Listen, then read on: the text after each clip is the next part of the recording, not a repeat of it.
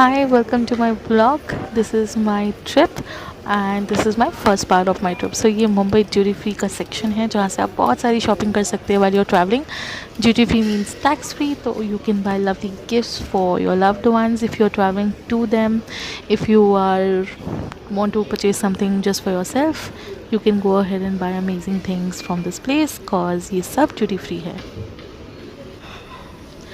Moving further, यहाँ पे there's a huge board with all the instructions given in case you need to go and use a lounge or you need to go and eat some food at the food court. There's a lot more shopping to be done and seen. Here towards my left there is the washroom. So if you need to use that, you can, and chaliye we can move towards our gate. So while I was on my way to my gate, I noticed that they had these lovely machines where you can like put in the money and get whatever you want to eat.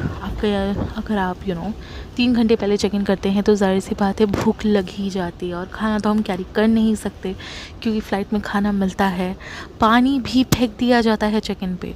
सो इसलिए कुछ भी नहीं होता है. So these are a few options that you can use when you are there.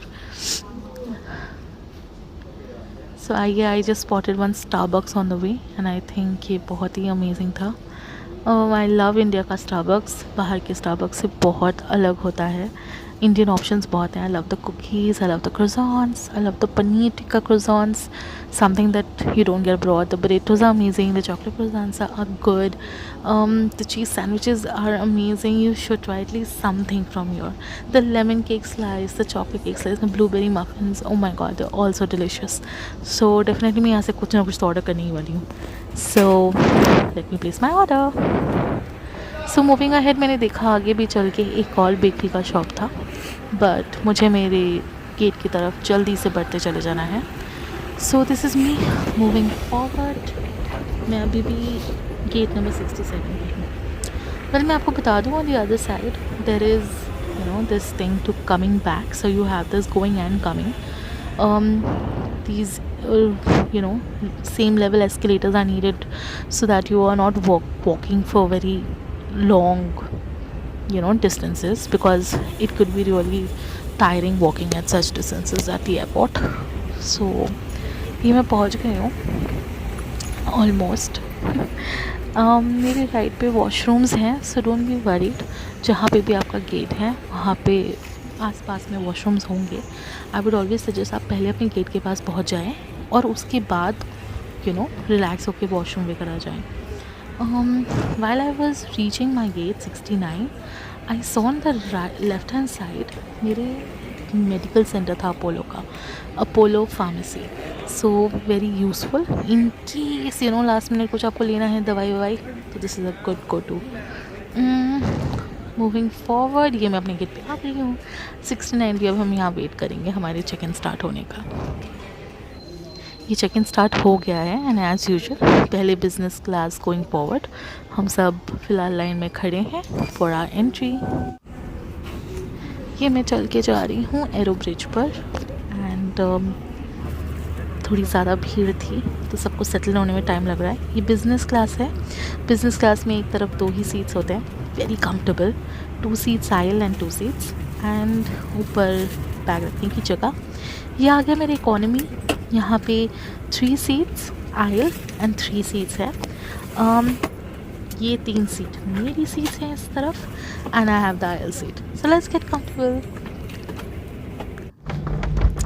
ये take off हो रहा था और धर करके आवाज़ आ रही थी. मेरे दिल में भी तर हो रहा था, बट टेक ऑफ काफ़ी अच्छा था, नॉट बैड एट ऑल. अच्छा, something that caught my eye was कि सीट्स के पीछे एंटरटेनमेंट पर्पसेस के लिए स्क्रीन्स नहीं है. You have to do something for entertainment purposes. खैर यहाँ पे छोटे छोटे स्क्रीन्स थे that would come down time से आपको दिखाने के लिए कि आप एग्जैक्टली कहाँ हैं, क्या टाइम हो रहा है, कोई पब्लिक अनाउंसमेंट के लिए, फिर वापस चली जाती है.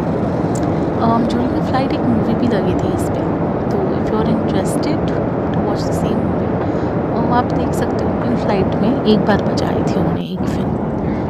इन्होंने ये ब्लैंकेट्स दिए हुए हैं, क्लीन लग रहे थे, पैकेज थे तो होपफुली साफ़ ही थे.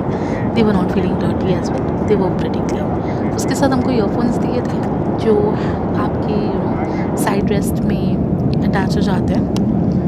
ये इन फ्लाइट सर्विस स्टार्ट हो गई थी, तो दे वो giving out food, drinks, what ever you wanted, refreshments and ये किराती स्प्राइट। खैर मेरा ये फ़िश था जो मैंने चूज़ किया था। There was an option of chicken and fish, there were vegetables, fish, potatoes with it.